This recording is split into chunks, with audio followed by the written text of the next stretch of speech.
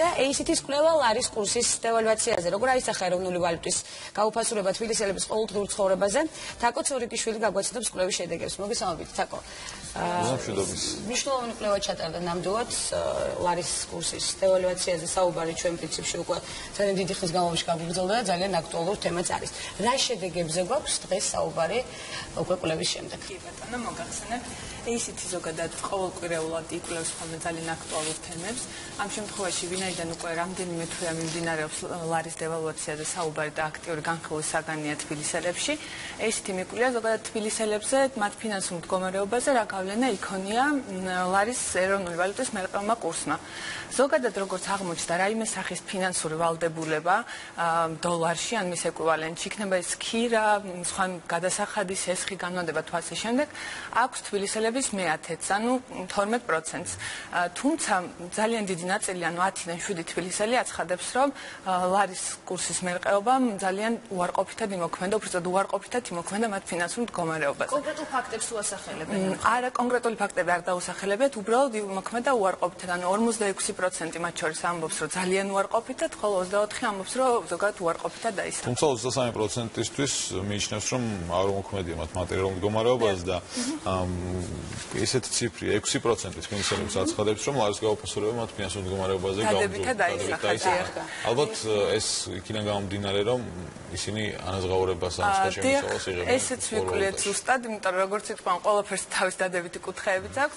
6% ნამდვილად აღნიშნავს, რომ დადებითად იმოქმედა და ეს შეიძლება აიხსნას იმ ფაქტით, რომ გამოკითხულ თბილისელებს შორის 9% აცხადებს, რომ მათ რაიმე სახის შემოსავალი აქვთ დოლარში ან დოლარის ეკვივალენტში. 9%-დან შესაბამისად გამომდინარე 6% მას შემდეგ ამ ყველაფრით ისარგებლა და მათ ხელი შეუწყო.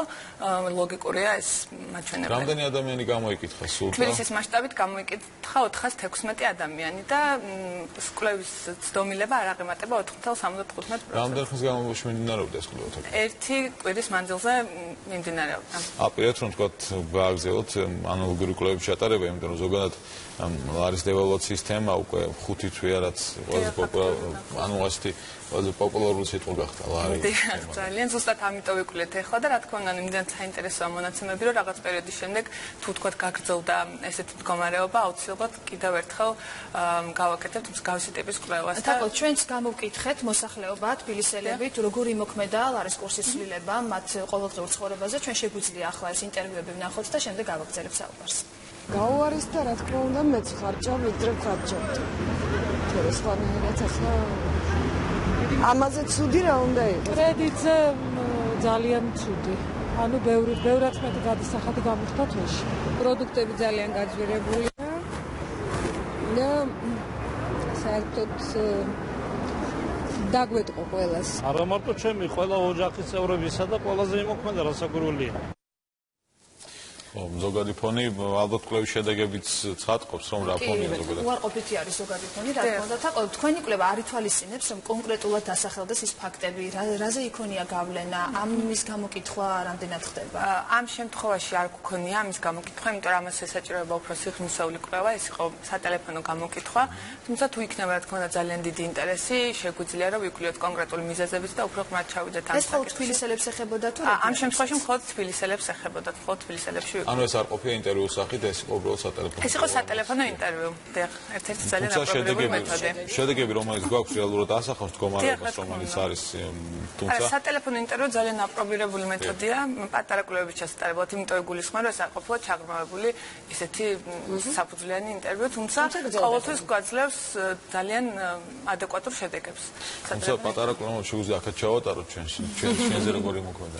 ჩვენზე იმოქმედა, რომ გარკვეული ნივთების ყიდვა მე მაგალითად გადავდე, იმიტომ რომ შემოსავალი მაქვს ლარში, ანუ შესაბამისად აისახა ამ კუთხით ჩემს. ჩვენი 6%-ში მე მგონი არ ვართ, რომელიც აცხადებს დაისახა. ხო, ჩვენს იქ მე მგონი 1/4-ში ვარ, რომელზეც არ ქონია გავლენა. არ ქონია გავლენა. დიახ, ესია. ზოგადად ფონი ისეთი არის, რომ ზოგისთვის აქვს გავლენა, ზოგის არა, თუმცა მნიშვნელოვანია ის, რომ ეს გავლენას რამდენად გზნობს ადამიანი საკუთარ თავზე, ამიტომ სწორედ სიღრმისეული კვლევის ჩატარება არის მნიშვნელოვანი, ალბათ, რომელიც სრულ სურათს მოგცემდა ლარის გავლენაზე თბილისელებს და არა მარტო თბილისელებს, საერთოდ საქართველოში. ეს მხოლოდ ზოგადი განწყობები ვიკვლიეთ საწყისი ეტაპისთვის. რადგან შეიძლება რომ მასშტაბური კვლევა ჩაატაროთ უკვე მომავალში აპრილში კვლევის დაგეგმა. ჯერ რო გითხრათ ესე დაგეგმილი არ გვაქვს, თუმცა შეიძლება ჩავატაროთ თუ იქნება დაინტერესება კიდევ ერთხელ, მაგრამ ეს კარდება ჩვენი ინტერესიდან გამომდინარე, დიახან ჩვენ გვაინტერესებს და ვიღაცისთვის თუ ესე ძალიან საინტერესო იქნება, რა თქმა უნდა, შეგვიძლია ჩავატაროთ მასშტაბური კვლევა მთელი საქართველოს მასშტაბით და ასე შემდეგ. და შემდეგ განვიხილოთ საქმე დილას. რა თქმა უნდა. დიდი მადლობა. დიდი მადლობა. საჭირო ინფორმაციისთვის. თორიკიშვილი იყო ჩვენი სტუმარი, რომელმაც საჭირო ინფორმაცია მოგვაწოდა.